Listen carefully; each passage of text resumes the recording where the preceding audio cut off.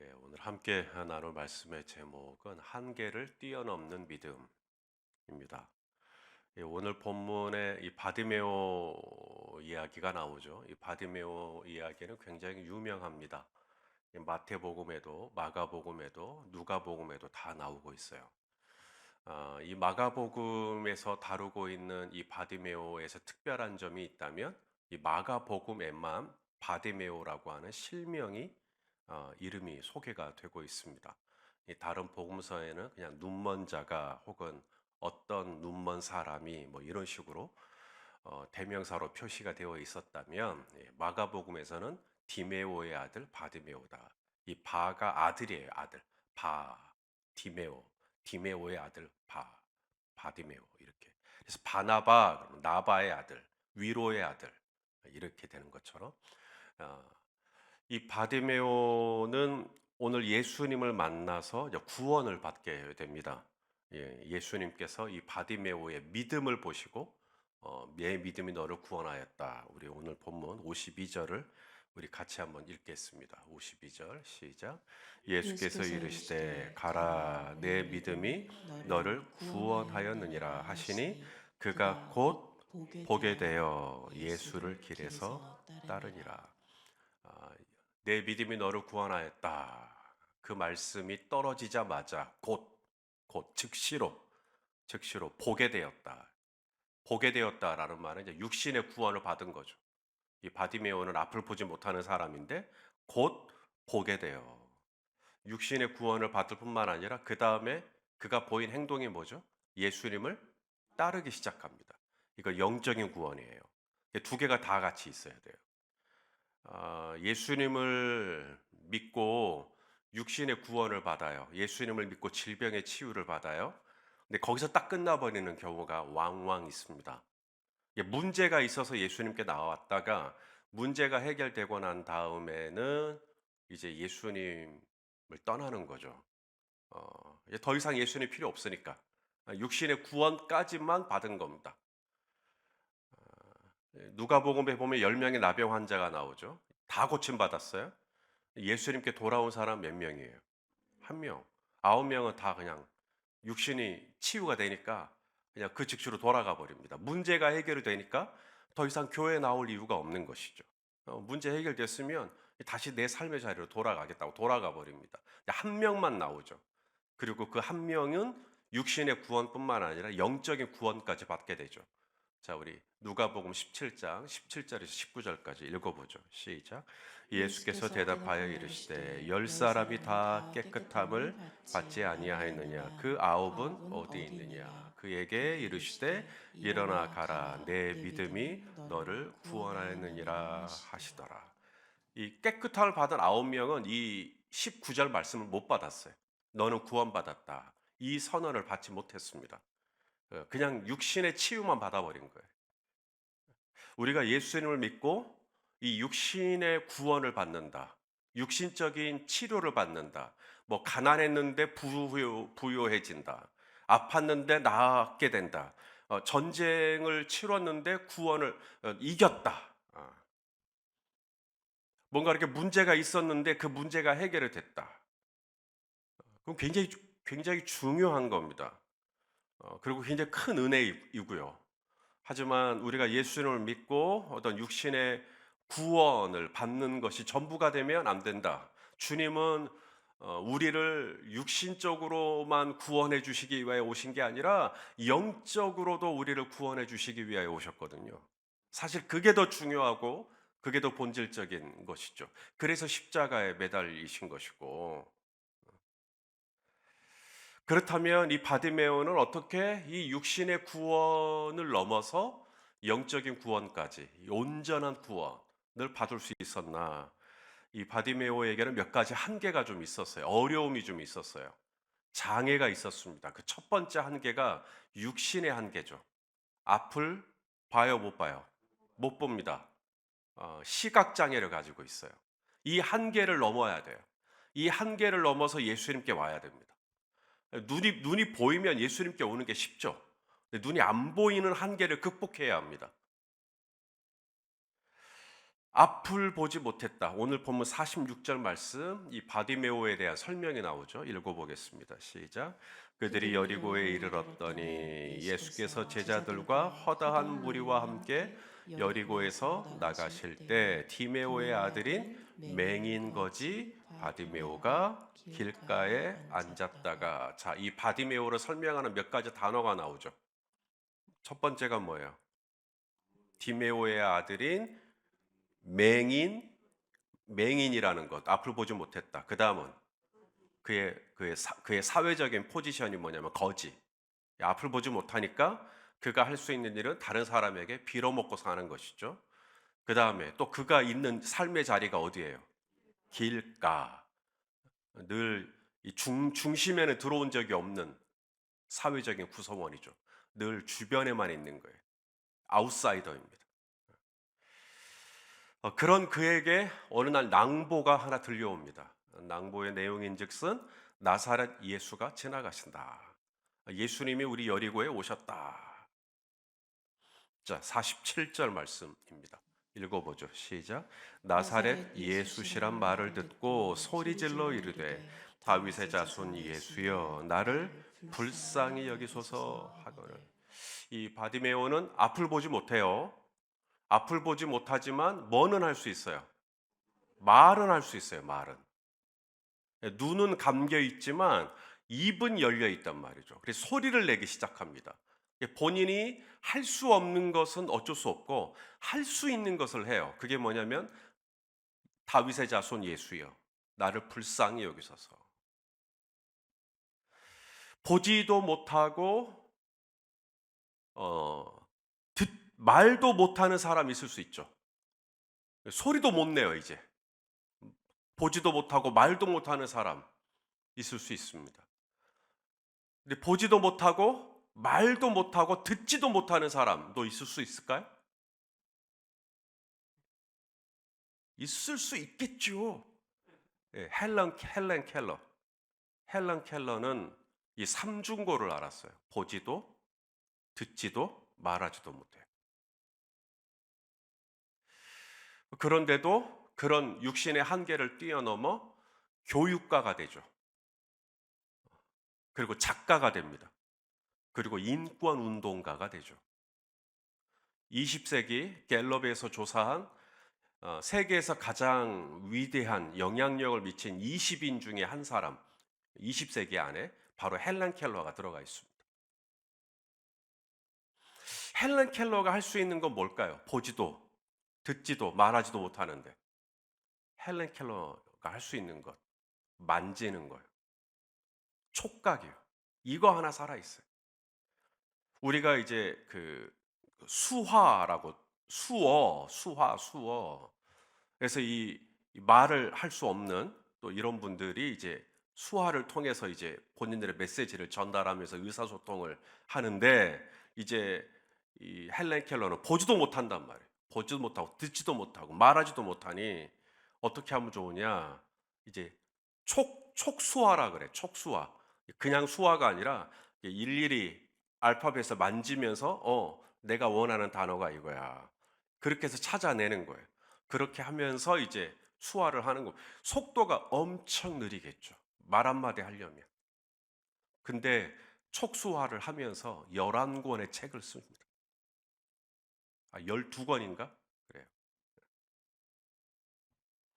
그리고 그 촉수화라고 하는 그 아주 느릿느릿한 본인의 의사소통을 통해서 인권 운동을 펼쳐요. 헬렌 켈러가 했던 얘기 중에 이런 얘기가 있습니다. 한번 읽어 보시죠. 시작. 이 세상에서 가장 아름다운 것은 보이거나 만져질 수 없다. 그것들은 오직 마음속에서 느껴질 것이다.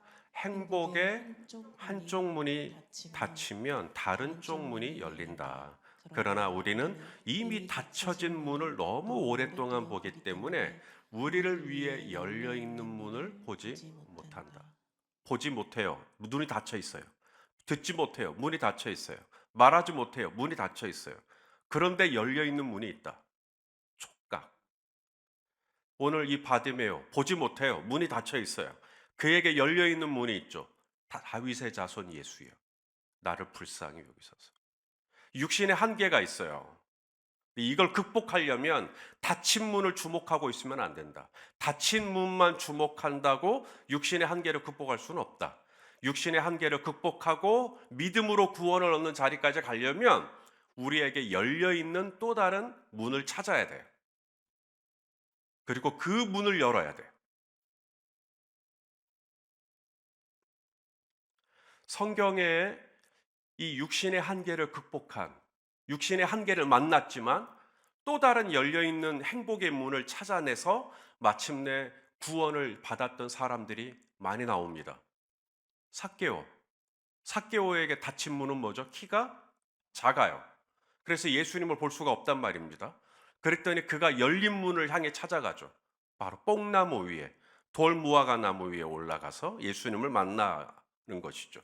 그냥 한계에 갇혀서 어쩔 수 없네. 여기까지만 해야겠네. 나는 여기서 뭐 내가 뭐 더 하겠어? 여기까지만 해도 훌륭한 거지? 이렇게 자위해버리는 게 아니라 어찌하든지 열려있는 문을 찾아서 예수님을 만나려고. 예수님께 친구를 중풍병자를 데리고 왔는데 사람들이 너무 많아요. 그러자 이분들이 어떻게 하죠? 다른 닫혀 있는 문을 빼고 열려 있는 문, 지붕을 뜯어버리죠. 그리고는 예수님께 달아내립니다. 아브라함의 나이는 99세였어요. 여전히 자식은 없어요. 자신의 몸이 더 이상은 자녀를 생산할 수 없는, 자신의 아내 사라도 이미 경수가 다 끊어졌고, 그럼에도 불구하고 하나님을 여전히 신뢰하죠. 그리고 하나님은 그가 100세가 되었을 때 자식을 주셨다. 자, 우리 로마서 14장 19절 읽겠습니다. 시작. 그가 100세나 되어 자기 몸이 죽은 것 같고 사라의 태가 죽은 것 같음을 알고도 믿음이 약하여지지 아니하고. 한계를 극복한 믿음입니다. 99세를 극복해요. 100세를 극복합니다. 마침내 하나님은 아브라함의 태의 문, 이 사라의 태의 문을 열어주시죠. 극복하니까 문을 열어주시는 겁니다. 그리고 자녀를 허락해 주시는 것이죠. 많은 분들이 육신의 한계를 만나면 주님께 기도해요. 주님, 저 보게 해주세요. 보게 해주시면 믿을게요. 이렇게 합니다. 뭐 그게 잘못된 건 아니지만 보게 해주시면 내가 믿을게요라고 해버리면 누구나 다 믿습니다. 주님이 우리에게 원하시는 것은 네가 본고로 믿느냐가 아니라 보지 못하고도 믿는 거예요. 앞이 막혔는데도 믿는 거예요. 지붕을 열어서라도 믿는 거예요. 내 몸이 죽은 것을 알고도 믿는 거예요. 가능성이 있을 때 믿는 것과 가능성이 끝났는데 믿는 건 완전히 다른 거죠. 닫혀 있는 문만 바라보지 말고, 그럼에도 불구하고 주님이 이 바디메오에게 열어놓은 또 길, 헬런 켈러가 마침내 또 다른 열려있는 문을 찾아서 느릿느릿 천천히 시간이 걸리지만 그걸 가지고 20세기에 가장 이 100년 동안 영향력이 있었던 인물 중에 한 명이 되었던 것처럼 우리가 닫힌 문만 보고 좌절할 것이 아니라 이것을 믿음으로 뛰어넘어서 닫힌 문이 아니라 여전히 나를 향해 열어놓으신 또 다른 문을 찾아내서 다윗의 자손 예수여 라고 부를 때 주님은 걸음을 멈춰 우리를 만나주시는 줄로 믿습니다. 자, 또 하나의 한계가 있죠. 바로 인간적인 한계, 사회적인 한계라고나 할까요? 사람들이 그를 꾸짖습니다. 조용히 해. 가만히 있어. 아무것도 하지 마. 자, 48절 말씀입니다. 읽어보시죠. 시작. 많은 사람이 꾸짖어 잠잠하라 하되 그가 더욱 크게 소리질러 이르되 다윗의 자손이여 나를 불쌍히 여기소서 하는지라. 자, 몇 사람이 그를 꾸짖었대요? 많은 사람이요. 만나는 사람마다 그 사람들어 나대지 마라 너. 그 사람들어 넌 좀 조용히 해. 좀 말 좀 하지 마. 소리 좀 내지 마. 기도할 때 좀 조용히 해. 만나는 사람마다 그에게 뭐라고 한마디씩 하는 것이죠.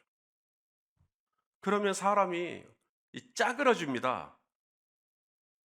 지지받고 격려받고 박수를 받고 좀 이러면 좀 사람의 기가 사는데, 만나는 사람마다 꾸진다. 이 많은 사람이 꾸짖었다 할 때 이 많은 사람이 어떤 사람일까요? 바디메오를 전혀 모르는 사람일까요? 잘 아는 사람일까요?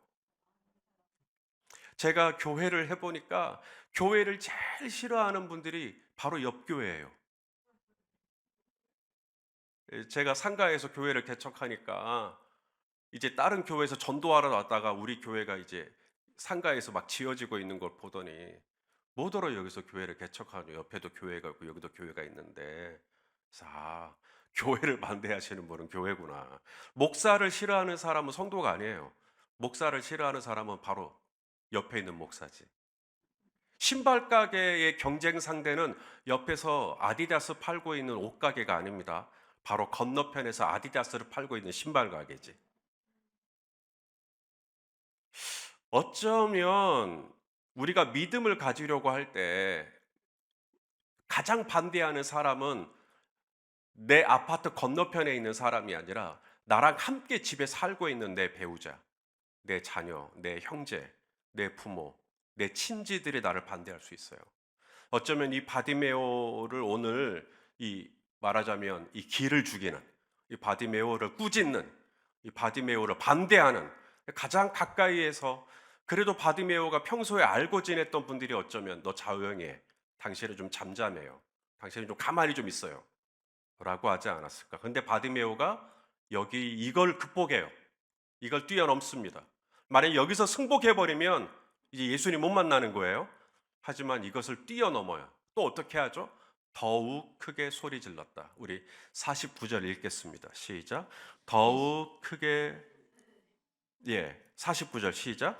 예수께서 머물러 서서 그를 부르라 하시니 그들이 그 맹인을 부르며 이르되 안심하고 일어나라, 그가 너를 부르신다 하며. 자, 더욱 크게 소리 질러 다윗의 자손 예수여 나를 불쌍히 여기십시오라고 하니까 드디어 예수님에게 그 소리가 들어갔다는 거죠.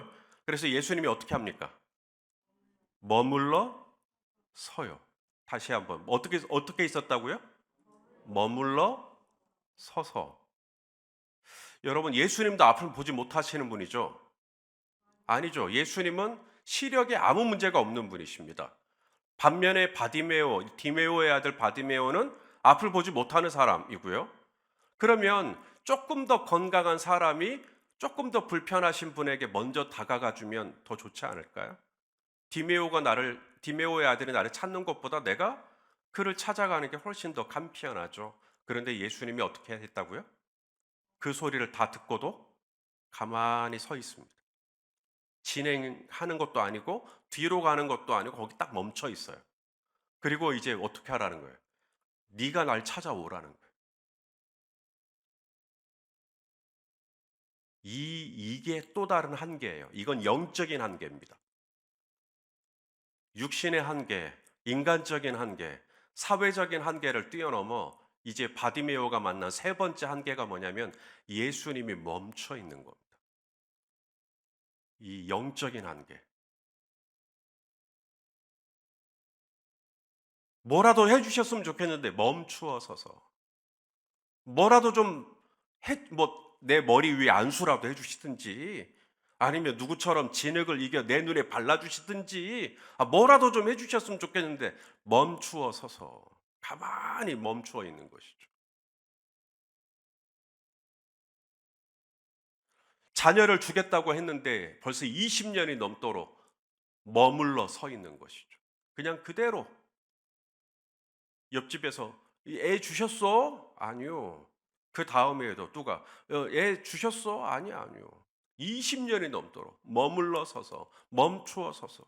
아합 왕이 북이스라엘에 있는 모든 선지자들을 칼로 죽이죠. 엘리야가 보고 답답한 거예요. 하나님, 왜 가만히 계십니까? 지금 저 이 극악무도한 아합 왕이 당신의 전 선지자들을 다 죽이고 있습니다. 근데 하나님은 머물러 서서 가만히 계셔요.